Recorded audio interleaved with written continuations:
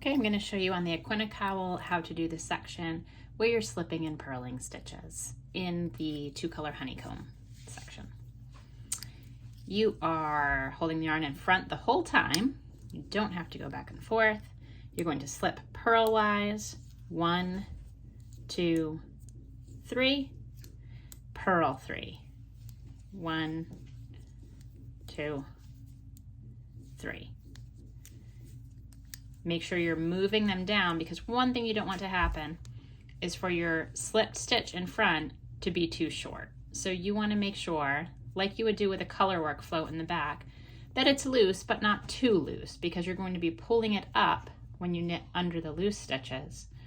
You're going to be pulling it up 2 rounds. So can you do more than one at a time? Yes, absolutely.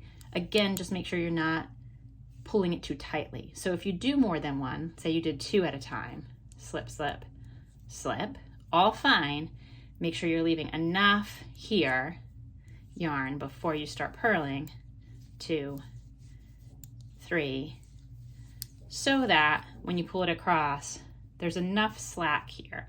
If you slip 2 or 3 at once, you might have a tendency to have not enough yarn there. So when you pull, it won't have a nice look to it. It will really pull the material up.